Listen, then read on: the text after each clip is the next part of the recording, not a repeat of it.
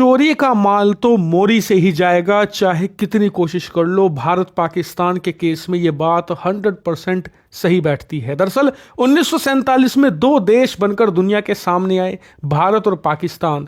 दोनों ने एक जैसी शुरुआत करी, एक जैसी परेशानियां थी दोनों के सामने, लेकिन समय आगे बढ़ा। 20-25 साल हुए इन दोनों को बने हुए, लेकिन पाकिस्तान ने भारत को पछाड़ना शुरू कर दिया। कैसे?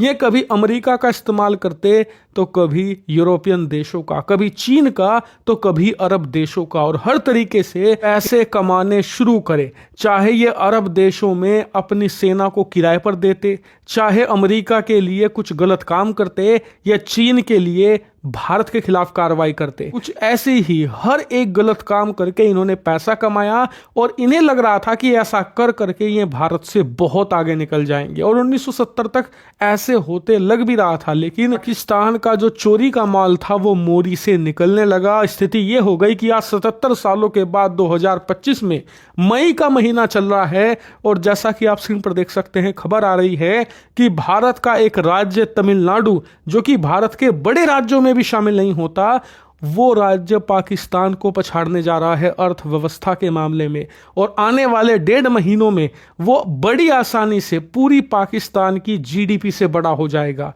इतना ही नहीं, ये पहली बार नहीं है जब भारत का कोई राज्य जीडीपी के मामले में पाकिस्तान को पछाड़ रहा है।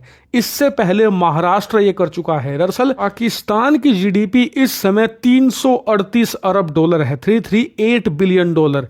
इसके मुकाबले भारत के राज्य महाराष्ट्र की जीडीपी 490 अरब डॉलर है, और इस साल वो 500 बिलियन डॉलर को पार कर जाएगी, यानी कि आधा ट्रिलियन के पार खड़ा होगा महाराष्ट्र।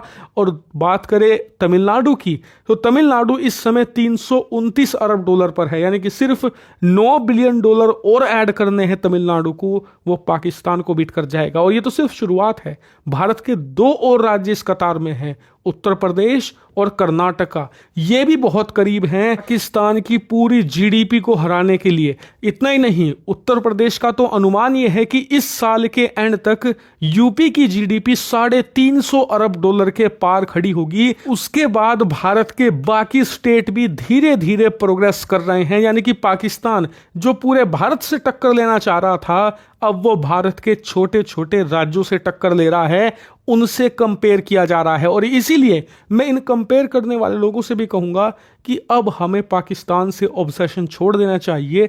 बहुत छोटा अदना सा मुल्क है, और जब हम पाकिस्तान को पूरे भारत से कंपेयर करते हैं तो इसमें पाकिस्तान की इज्जत बढ़ती है। इसीलिए करना है तो भारत के राज्यों से कंपेयर करो, वो थोड़ा बेटर है। खैर, इसी के साथ आगे बढ़ते हैं। स्क्रीन पर आप देखिए, एक और रिपोर्ट निकलकर सामने आई है कि भारत का खजाना पिछले एक हफ्ते में 4.5 अरब डॉलर की जबरदस्त छलांग लगा चुका है, और इसी के साथ 690 अरब डॉलर का हमने पूरा मार्क क्रॉस कर दिया है।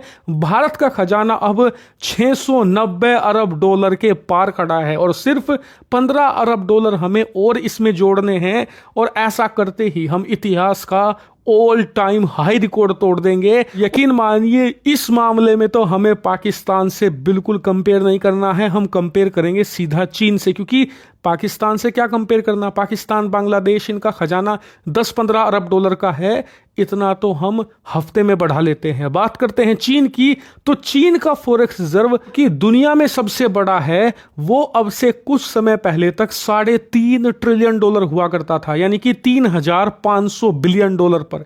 लेकिन पिछले कुछ साल में वो तेजी से घटा है, और फिलहाल 2.9 ट्रिलियन डॉलर पर आ गया है, यानी 700 अरब डॉलर की इसमें गिरावट हुई है, और ये और तेजी से घट रहा है। और भारत का खजाना जिस तेजी से बढ़ रहा है, बताया जा रहा है कि आने वाले 2-2.5 साल के अंदर हम 1 ट्रिलियन डॉलर का आंकड़ा छू लेंगे। और ये बहुत इंप्रेसिव है, क्योंकि चीन की इकोनॉमी 19 ट्रिलियन है, जब जाकर उसके पास कितना खजाना है, मुश्किल से 3 ट्रिलियन भी नहीं है।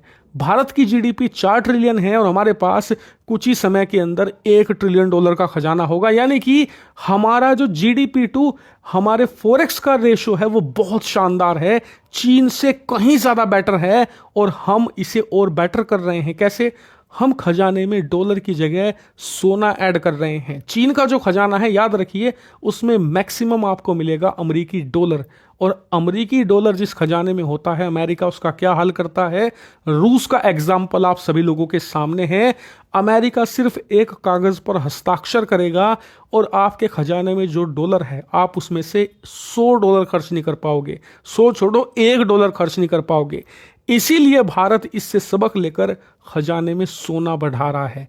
यह हमारे लिए आने वाले फ्यूचर में हमारी नेशनल सिक्योरिटी को बूस्ट करेगा और हमारी युद्ध लड़ने की कैपेबिलिटी, हमारी जो इकोनॉमिक वॉरफेयर है उससे लड़ने की कैपेबिलिटी, और हमारी इकोनॉमी की जो जड़ें हैं उसे इतना रोबस्ट कर देगा कि उसे हिला पाना असंभव होगा। इसीलिए भारत का खजाना पूरे भारत के लिए, आम आदमी तक को इफेक्ट करता है, और इसीलिए इसका बढ़ना हमारे सबके लिए खुशखबरी है।